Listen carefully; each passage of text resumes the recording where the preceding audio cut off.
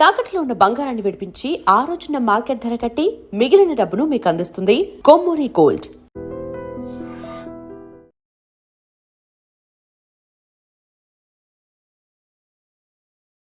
నమస్కారం, welcome to I dream. ధర్మ మార్గం విత్ విజిత కార్యక్రమానికి స్వాగతం.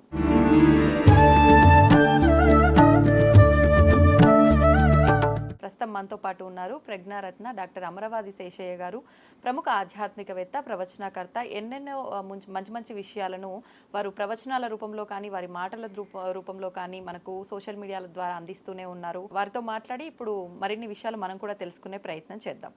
నమస్కారం అండి. చాలా సంతోషం, ఆశీర్వాదం నాన్న. మహాభారతం, నిజంగా మహాభారతం గనక మనం ఒక్కసారి ఆచరణలో పెట్టగలిగితే మన జీవితానికి ఒక మంచి మార్గం, ఒక పునాది మనం వేసుకున్నట్టే అంటారు పెద్దవాళ్ళు. మరి అటువంటి మహాభారతాన్ని పంచమ వేదము అంటూ ఉంటారు. మరి ఈ మహాభారతానికి సంబంధించిన కొన్ని విషయాలని ఎందుకు అడుగుతున్న ఈ క్వశ్చన్ ముఖ్యంగా మిమ్మల్ని అంటే, మీరు కృష్ణుడికి సంబంధించి రామాయణ మహాభారతాలకు సంబంధించి ఎంతో రీసెర్చ్ చేశారు, దానిపైన మీరు డిగ్రీ కూడా సాధించడం జరిగింది, పుస్తకం కూడా రాయడం జరిగింది. కాబట్టి ఈ ప్రశ్న మిమ్మల్ని అడిగితే కరెక్ట్ ఇన్ఫర్మేషన్ వస్తుంది అన్న ఉద్దేశంతో మరి భారతానికి సంబంధించి మహాభారతానికి సంబంధించి కొన్ని విషయాలు మా అందరికి తప్పకుండా. ముఖ్యంగా మన హైందవ సంస్కృతికి పంచమ వేదం అనేటువంటి భారతం చాలా గొప్పనైనటువంటి. ఎందుకంటే ద్వాపర యుగనాథుడైనటువంటి శ్రీకృష్ణ పరమాత్మ మనకు 10 అవతారాల్లో సంపూర్ణ అవతార పురుషుడు అంటే శ్రీకృష్ణుడు ఒక్కడే. అందువల్ల ఈ కృష్ణుడి గురించి మనం తెలుసుకోవాల్సిన రహస్యాలు చాలా ఉన్నాయంటే, మనకు భారతము అంటే అంటే ప్రకాశం. అటువంటి పంచమ వేదమైనటువంటి ఈ యొక్క మహాభారతాన్ని వేదవ్యాసుడు రాశాడు. సంస్కృతంలో 1,00,000 శ్లోకాల్లో రాశాడు. అసలు ఈ వేదవ్యాసుడి యొక్క పుట్టుకేంటి మనం ఫస్ట్ తెలుసుకుంటే, మనకు నవబ్రహ్మలని 9 మంది ఉన్నారు బంగారం. ఆ 9 మందిలో మొట్టమొదటి 9 మందిలో ఒక నవబ్రహ్మల్లో ఒకడు వశిష్ఠుడు. ఈ వశిష్ఠుడు త్రేతాయుగానికి చెందినటువంటి రాముడికి కులగురువు. అర్థమైందా? అటువంటి నవబ్రహ్మల్లో ఒకడైన వశిష్ఠుడు కుమారుడు శక్తి. అటువంటి శక్తి యొక్క కుమారుడు పరాశరుడు. ఆ పరాశరుడికి మత్స్యగంధికి పుట్టినవాడు వేదవ్యాసుడు. అంటే నాటి త్రేతాయుగం నుంచి కూడా ద్వాపర యుగం వరకు వేదవ్యాసుడి తర్వాత వచ్చినవాడు శుకుడు. శుక బ్రహ్మ వేదవ్యాసుడి కుమారుడు.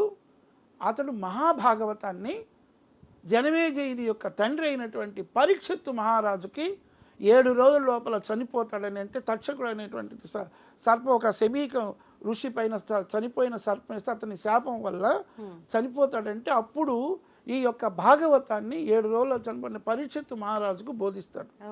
సో మరి మీరు అడిగిన మొదటి ప్రశ్నలో ఈ మహాభారతాన్ని ఎవరికి చెప్పారు అంటే, వేదవ్యాసుడికి 4 శిష్యులు ఉన్నారు. అందులో వైశంపాయనుడు ఒకడు, జైమిని ఒకడు, సుమంత్రుడు ఒకడు. అటువంటి ఈ యొక్క మహాభారతంలో వైశంపాయనుడు జనమేజయునికి చెప్పినటువంటి ఇతివృత్తమే భారతం. సుఖబ్రహ్మ పరీక్షిత్తు మహారాజుకు చెప్పిందే మహాభాగవతం. అసలు వేదవ్యాసుడికి వ్యాసాయ విష్ణు రూపాయ అని వ్యాసుడికి పేరు. అంటే మహావిష్ణువు యొక్క అంశలో పుట్టినవాడని. ఇది కాకుండా మనకు 18 పురాణాలు రాశాడు వేదవ్యాసుడు. అందులో శాక్తేయ పురాణాలు 6, శక్తికి సంబంధించినవి. శివ పురాణాలు 6, విష్ణు పురాణాలు 6. ఈ మొత్తము పురాణాలు రాసినవాడు, బ్రహ్మసూత్రాలు రాసినటువంటి వాడు, అలాగే మహాభారతం 1,00,000 శ్లోకాల్లో రాసినవాడు, అలాగే మహాభాగవతాన్ని కూడా రాసినవాడు వేదవ్యాసుడు.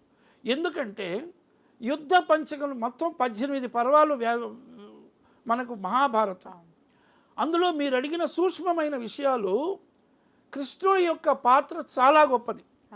మహాభారతం ఎందుకు అంత ప్రసిద్ధి అంటే, మీరు అడిగారు కదా దాంట్లో విశేషాలు, ప్రశ్నకు సంబంధించే మనం సమయస్ఫూర్తిగా చెప్పుకుంటున్నాం. ఒకటి, భగవద్గీతను ఉపదేశించజేయబడిందే భీష్మ పర్వములో కృష్ణుడికి అర్జునుడికి యుద్ధఘట్టములో. యుద్ధ పంచకమును ఉంది నమ్మ ఈ 18 పర్వాల్లో. భీష్మ పర్వము, ఈ ఒక ద్రోణ పర్వము, ఇవన్నీ 5 పర్వాలు ఉన్నాయి. కర్ణ పర్వము అని, శ్రీ పర్వము, శాంతి, ఇవన్నీ ఉన్నాయి. ఈ 5 పర్వాల్లో కర్ణ పర్వం ఇవన్నీ ఉన్నాయి. ఈ యొక్క యుద్ధఘట్టం 18 రోజులు జరిగినప్పుడు ఈ 9వ రోజు ఈ యొక్క భీష్మ పర్వములోనే యుద్ధఘట్టములో యుద్ధానికి వెళ్ళేటప్పుడు శంఖం ఊదిన తర్వాత అటువైపు ఎవరున్నారు, ఇటువైపు ఎవరున్నారు నాకు చెప్పు, మధ్యలోకి తీసుకెళ్ళు అంటాడు అర్జునుడు. అటువంటి సమయంలో ఈ 18 అధ్యాయాలు భగవద్గీత. ఈ 18 అధ్యాయాల్లో మొదటిది విషాద యోగం. అక్కడ వాళ్ళనంతరిని చూసి వీళ్ళందరూ నా బంధువులు, వీళ్ళని ఎలా చంపాలి, నేను చంపను అని నిస్పృహతో పడిపోతాడు అర్జునుడు. అప్పుడు కృష్ణ భగవానుడు అందించినటువంటి గీతోపదేశం అద్భుతమైనటువంటి విషయం. దీన్ని నేను ఆస్ట్రేలియాకి వెళ్ళినప్పుడు మా అబ్బాయి దగ్గరికి లాస్ట్ ఇయర్లో 18 అధ్యాయాలకు కూడా భగవద్గీత భావనాంశములు నేటి యువతకు సందేశాత్మకులని నాడు కృష్ణుడు అర్జునుడికి ఏం చెప్పాడు, విషాద యోగము, కర్మయోగము, భక్తి యోగము, జ్ఞాని యోగము, రాజవిద్య రాజగుహ్య యోగము, అలాగే 11వ ఇదైనటువంటి ఎపిసోడ్ అయినటువంటి విష్ణు వారి యొక్క అసలైనటువంటి విశ్వరూప సందర్శనం, దీని గురించి చెప్పాడు. సో ఈ విధంగా భగవద్గీత చెప్పబడింది మహాభారతం. రెండవది, భీష్ముడు అంపశయ్య ఉన్నప్పుడు మహావిష్ణువు యొక్క విష్ణు సహస్రనామం చెప్పబడింది కూడా మహాభారతంలో భీష్మ పర్వం. అంటే ఈ విధమైనటువంటి గొప్పనైన మహాభారతం మనకు వేదాలు ఋగ్వేద, యజుర్వేద, సామవేద, అధర్వణ వేదం అంటే ఇది ఒక పంచమ వేదంగా చెప్పబడింది. అందుకు భారతం ప్రసిద్ధి. మొదట మీరు అడిగిన ప్రశ్నకు సమాధానం. రెండవది, భారత ఇతివృత్తంలోనే కృష్ణ భగవానుడి యొక్క పాత్ర చాలా ఉంది. ఎందుకంటే ఒక రాజనీతికి, ధర్మానికి ప్రసిద్ధిగా కృష్ణ భగవానుడు చూపించినటువంటిదే మహాభారతం. భక్తికి నిదర్శనంగా చూపించిందో, ఎక్కడ భక్తి ఉంటే అక్కడ భగవంతుడు ఉంటాడు, భక్తి ఉన్న చోట భగవంతుడు అనేది భాగవతం. కాబట్టి మనం భారతం గురించి ఇప్పుడు చెప్పుకుంటున్నాం. కాబట్టి అటువంటి భారతంలో వర్షాలు రాకపోతే ఇప్పటికీ పల్లెటూళ్ళలో విరాట పర్వం చదువుతారు, అంత ప్రసిద్ధి. అవునా? ఇప్పటికీ విరాట పర్వం చదువుతారు. అలాగే భారత ఇతివృత్తంలోనే ద్రౌపదీదేవికి దూర్వాస మహర్షి వచ్చి పరీక్షించినప్పుడు ఆ వాళ్ళ యొక్క దీంట్లో అక్షయ పాత్ర ఇస్తాడు సూర్యుడు ధర్మరాజు. ఆ అక్షయ పాత్రలో అంతా తిని మిగలుగా ఒక మెతుకుంటేనే తిరిగి ఎంతమంది వచ్చేపెట్టు దూర్వాసుడు పరీక్షించినప్పుడు, అంటే భారతములో పాండవ పక్షపాతిగా కృష్ణ భగవానుడు చేసిన ధర్మ సంబంధమైనటువంటి ఉపకారాలు అన్నీ కూడా భారతం వల్ల తెలుస్తాయి. అంటే ధర్మో రక్షతి రక్షిత, మనము ధర్మాన్ని రక్షిస్తే ధర్మం మనం రక్షిస్తుంది అనే చెప్పేటువంటి కాన్సెప్టు భారతంలో ఉన్నది. అంటే ప్రతి విషయంలో, ఈవెన్ రాయబార ఘట్టంలో, అలాగే కృష్ణుడు మహాభారతంలో తెలుసుకోవాల్సిన మరొక విషయం, రాయబార ఘట్టంలో ఉద్యోగ పర్వంలో తాను విశ్వరూప సందర్శనం చేస్తాడు. అలాగే వాళ్ళు రాయబారానికి వెళ్ళినప్పుడు దుర్యోధనాలు తను ఇబ్బంది పెట్టినప్పుడు అక్కడ విశ్వరూపం చూపిస్తాడు. అలాగే 11వ అధ్యాయంలో అర్జునుడికి తన యొక్క విశ్వరూప సందర్శనం చూపిస్తాడు. కృష్ణుడు 4 సార్లు విశ్వరూప సందర్శనం చూపిస్తాడు. చిన్న వయసులో మన తల్లి అయినటువంటి యశోదకు చూపిస్తాడు.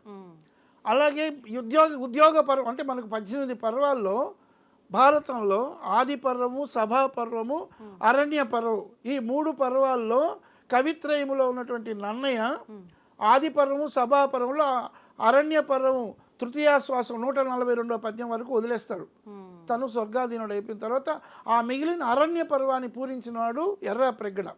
అలాగే ఉద్యోగ పర్వం నుంచి చివరి వరకు 15 పర్వాలు రచించిన వాడు తిక్కన నాటికి ఇది గొప్పది. ఆ ఉద్యోగ పర్వంలో ధర్మరాజు వీళ్ళంతా పోతుంటే మనకు సమయాభావం దానివల్ల చెప్పలేకపోతున్నా, అక్కడ ఒక్కొక్కరు ఒక విధంగా చెప్పి పంపితే విరోధం వల్ల ఎంత నష్టమో అని చెప్పి ధర్మరాజు రాయబారానికి పోయేటప్పుడు చెప్తాడు, పగయగలిగినేని పామున్న ఇంటిలో ఉన్న ఎట్లగాక ఊరడిల్లి చిత్తమొకమాటు ఉండదు, వలవదు అధికమైన దీర్ఘ వైర వృత్తి. ఓ కృష్ణ, పగగనగలిగితే పావును ఇంట్లో పెట్టుకొని సంసారం చేసినట్టు ఉంటుంది, కాబట్టి దానివల్ల లాభం లేదు, మాకు పగ లేకుండా సంధికి ప్రయత్నం చేయని ధర్మరాజు చెప్తాడు. ఒక్కొక్కరు ఒక విధంగా చెప్తారు. అలాగే ఈవిడ ద్రౌపది చెప్తుంది, భరత వంశముజొచ్చితి పాండు భూవరునకు కోడలు చాలా చెప్పుకుంటుంది. అలా అన్నీ చెప్పినాక ఇంకోటి ధర్మరాజు మరొక విషయం చెప్తాడు, పగయగలిగినేని పామున్న ఇంటిలో ఉన్నట్టుగా పగ చేత పగ అణిగిపోదు, ఏమి గతి తలంచినను పగకు మేలిమిలేదు ధ్రువంబు కేశవ అంటాడు. కాబట్టి అటువంటి గొప్పనైన నైతిక విషయాలన్నీ కూడా భారతం అంటే మీరు చెప్పినట్టు ఇది ఒక చాలా ఉద్గ్రంథం. 1,00,000 శ్లోకాల్లో వేదవ్యాసుడు రాసినటువంటిది మన ఆంధ్ర మహాభారతంలో క్రీస్తకం 11వ శతాబ్దంలో నన్నయ్య, 13వ శతాబ్దంలో తిక్కన, 14వ శతాబ్దంలో ఎర్రన రచించినటువంటి ఆంధ్ర మహాభారతం మన తెలుగు సాహిత్యపు కాణాచిగా చెప్పొచ్చునమ్మా. ఈ విధంగా పంచమ వేదమైన మహాభారతం చాలా గొప్పది. కాబట్టి ప్రతి ఒక్క తెలుగు సాహిత్యంలో తెలుసుకోవాల్సిన తెలుగే వెలుగుగా మన భాషకి, మనకు దేశ భాషలందు తెలుగు లెస్స. కాబట్టి అటువంటి మహాభారతం చదవాలి. రాబోయే యువతరం కూడా ఆస్వాదిస్తే తేనె దాగినటువంటి తుమ్మిదలాగా ఉంటుంది. కాబట్టి స్వస్తి అమ్మ. ధన్యవాదాలు.